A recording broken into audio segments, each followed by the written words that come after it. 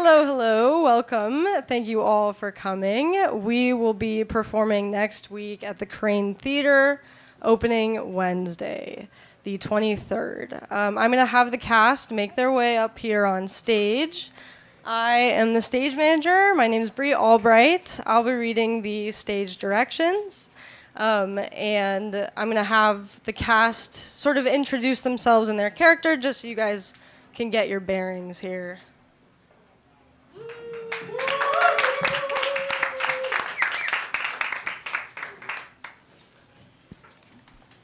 All right, and we'll start with Royce. I'm just going to set this up.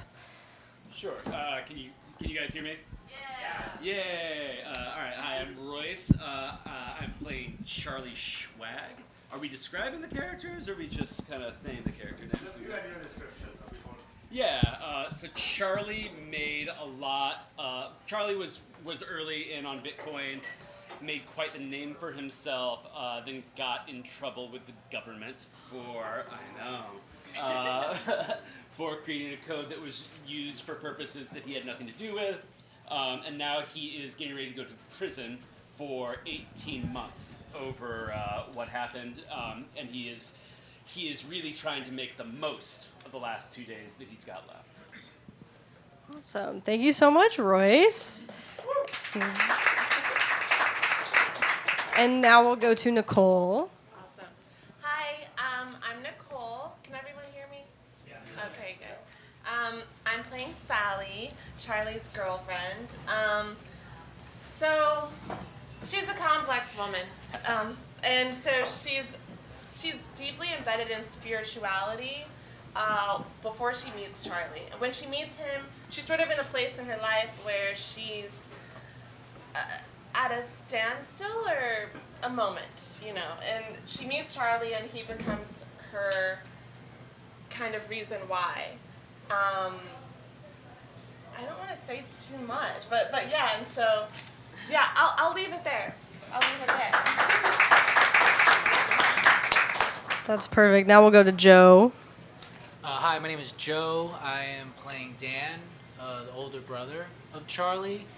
And pre-play, pre-show, I was getting over a divorce that kind of took everything, money and housing and everything. So I'm kind of bitter of that, but I'm covering it up with partying and booze and women. So like it's a story of my life really. But so yeah, I don't. So there's a lot going on inside, but at the point of the play, I'm on a mission with the family, and I just want to have a good time. So I'm hopefully you're a lovable doofus, So let's see if that comes across, next week. Okay. Thank you so much. Now Olivia. Hi, I'm Olivia, or Liv, whichever you want to, if you talk to me later. Anyway, I'm playing Barbara, Charlie's mother. Barbara is quite the woman. She is very upset about his going to prison and is doing everything she can to get him out of it by many various means. She comes up with a lot of ideas that may seem extreme. But anyway, generally that is Barbara. Thank you so much. And of course, last but not least, David. No, least. No. We I'm love David. David. I'm David. I'm playing Ralph, Charlie and Dan's father and Barbara's husband. And we are one of the wealthiest families in the country. I mean, literally the 1% of the 1%. So a lot of family wealth has been handed down to us. I'm a lawyer, professor of law. I have a million connections, and I'm proud of my son, Charlie, not so much a Dan lately, but Charlie. And I'm worried about the direction he's going in right now. So the whole family is sort of concerned about Charlie. And so hope you enjoy. Great. Okay, and we will get started. Act 1, Scene 1. Charlie's apartment, Friday. Charlie's brother arrives unexpectedly to spend Charlie's final moments of freedom with him. Get some good quality sibling time in. But what is this manifesto about exactly? It's about Bitcoin. What it means. Free speech, economic freedom, the whole deal. I want people to understand that Bitcoin isn't just some fad, it's a real shot at changing the world. You really think people are going to listen? After everything that's happened? They'll have to. I mean, this isn't just about me. It's about everyone. It's about giving people control over their own lives. No more banks playing God. No more governments telling you to spend or save. Bitcoin is freedom, Dan. It's real freedom. And you think a manifesto is going to make that happen? Maybe not overnight, but it's a start. Look, I want to show people that there is another way where everyone gets a fair shot. My manifesto is about a decentralized world where people have true autonomy over their lives. It's about the next stage of freedom. You know, Charlie, a lot of people have tried to change the world before. The guy who invented Bitcoin, Satoshi Nakamoto, right? Yes. He disappeared. Nikola Tesla died. Poor, and nobody gave a fuck about him. And Martin Luther King got shot. And Jesus Christ. For God's sake, they all had their visions. And look how it turned out for them. Nobody's gonna shoot me, Dan. You're already going to prison, Charlie. Act 1, Scene 3, Saturday morning. Charlie and his girlfriend, Sally, do their morning yoga routine in their apartment. The only thing I really want before I lose my freedom is to be with you. You are my happenstance. Sally, switching position, turns to Charlie and hugs him for a few moments, then kisses him. She's rising up from the mat, walks to the table where her laptop sits. There is something I've been manifesting. She returns to the mat and places the laptop in front of Charlie. You said my superpower should reach more people. I have a plan. I started looking for a space for my yoga center. For people. And for dogs. Yoga for dogs. Yes, dogs for yoga. Dogs have helped us since the beginning of civilization, protected us. Thanks to dogs, we learned how to hunt and find prey. Thanks to dogs. So what's your business thesis? Set up in NYC, the big Babylon, baby. I think you're not thinking big enough. Yoga's great, but is it really changing the world? You need a bigger vision, a bigger message. Okay, let's do a meditation to manifest our goals. They sit cross-legged across from one another, breathing.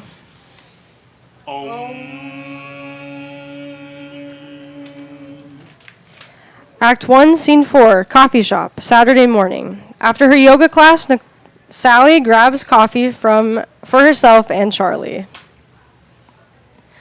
What can I do for you? Just a second. You know, you can take care of these people. I'm waiting for my boyfriend. Sally steps a little away from the counter and talks to Charlie. What can I do for you today? Double espresso, cappuccino, and green tea. Please. Hey, babe. Hey, you said double espresso, right? You need to convince him. We don't have a lot of time. He's your son. Yeah, Mom? Is that you? What are you talking about, Mama's boy? Everything is going to be okay, Barbara. He's going to see sense eventually. He has to. He's going to do the right thing. Describe to me who's next to you. They're a couple. Mid-60s? I don't know, they look serious. Go closer. Sally goes closer to Barbara and Ralph. Needs to get on that flight. It's the only way. Mom, is that you? Barbara stops talking to Ralph and looks at Sally, then at the phone. Charlie? Is that you? Mom, what are you doing there? Darling, I got you a double espresso. I'm here with your father. We're here to support you in this very difficult moment. Yeah, I talked with Dad yesterday. We agreed you guys were coming on Sunday, not today. We don't have room for you. Oh, the more time we spend together, Chunky, the better. Yes, and your father needs to talk to you. I already told him there's nothing to talk about. Mom, you're triggering me. Sally, these are my parents. Pleased to meet you both. They can stay with us, Charlie. Come on, it's your mom and pop. Scene 5, Charlie's apartment, Saturday night. Ralph and Charlie are seated at the table, deep in conversation. Son, the Schwag family helped build America. We financed the railroads and the skyscrapers and the factories. We created the greatest country the world has ever seen. Now, the Schwag family was always on the frontier, always seeking new worlds to conquer. And sometimes on the frontier, it wasn't always clear which way we should go. We had to chart our own path because nobody was going to tell us which way to go. Dad, where are you going with this? You should go away for a while. Stay in a neutral country. I've got friends at the UN who owe me favors. We've got a Gulfstream waiting for you on Sunday night. Look, you can stay outside the country for a few months, and that'll give us enough time to relaunch the case with better lawyers. I think we could take your case to the Supreme Court. We can get the original verdict overthrown. Judge Breda was clearly biased against crypto. She lost $400,000 betting on doggy coin. I don't want to run away, Dad. I didn't do anything wrong. Everyone thinks this is about me losing my freedom, but it's about freedom for everyone. But Charlie... No, Dad. This isn't just about me. I'm just a messenger. Bitcoin, the whole thing, is about the absurdity of the government trying to tell us what code we can and we can't use. When Daniel Bernstein created Snuffle in the 90s, the government tried to stop him from publishing it.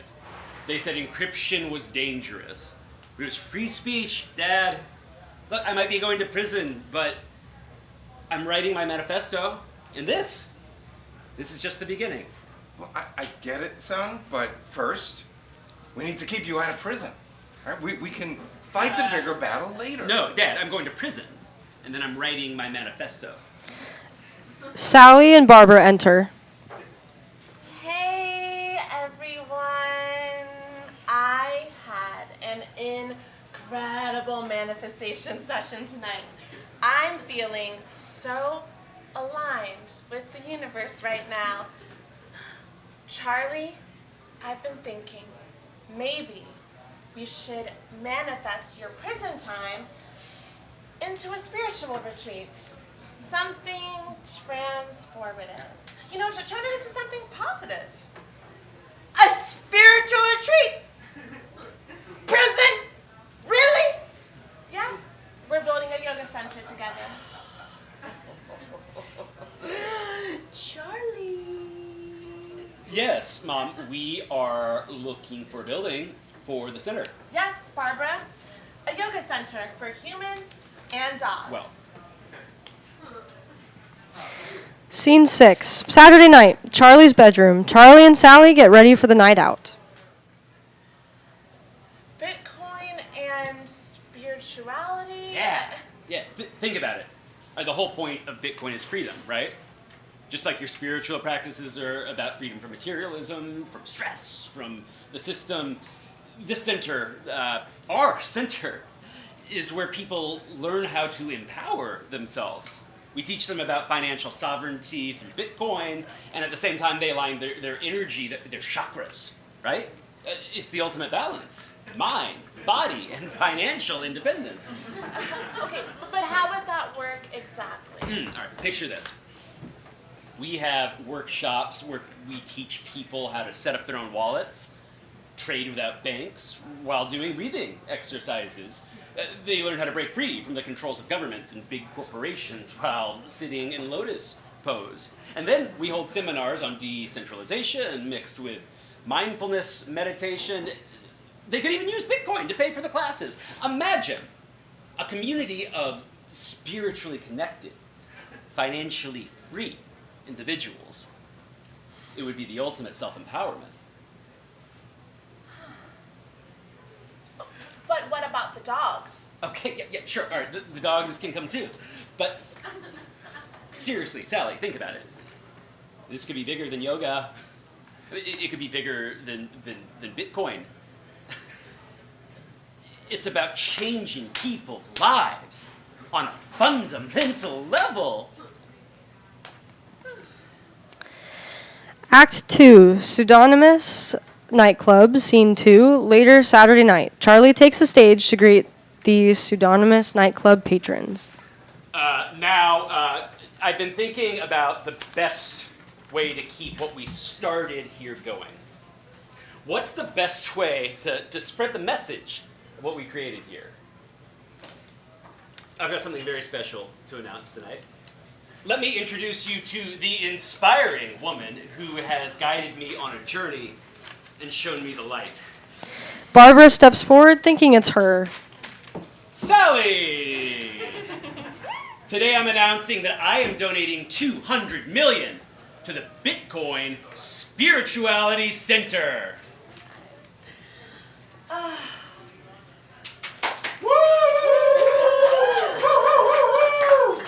Sally's going to explain how it all works.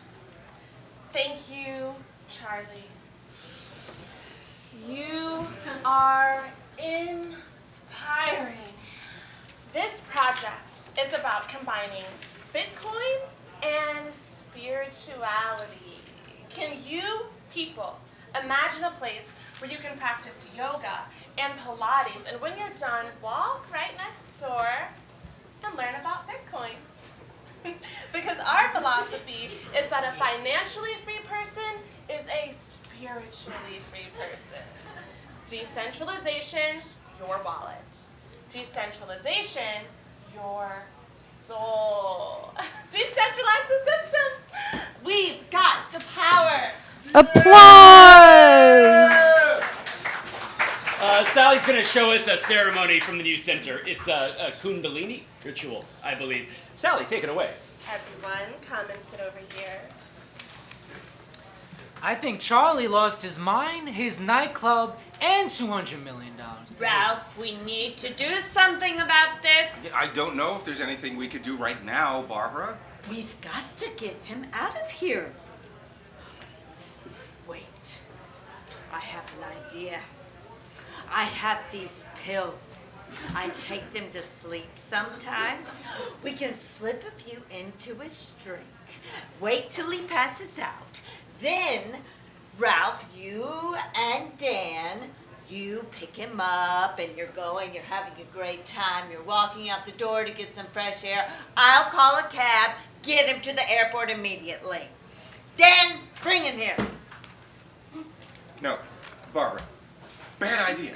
You're not drugging him. What if we tell him you got cancer, Mom, that you've been keeping it a secret, and we need the Bitcoin money to pay for his treatment?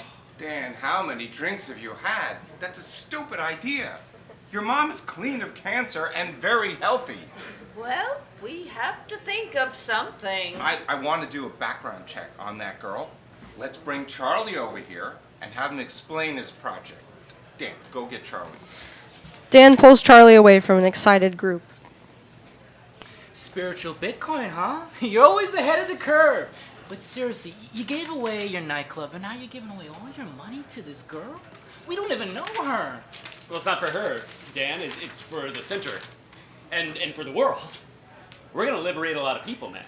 Yeah. Hey, we got a bottle of champagne on the table, man. Okay, Mom and Dad are waiting for you. Let's celebrate. He approaches the table, oblivious to the tense expressions on his family's faces. Tonight's the night, guys.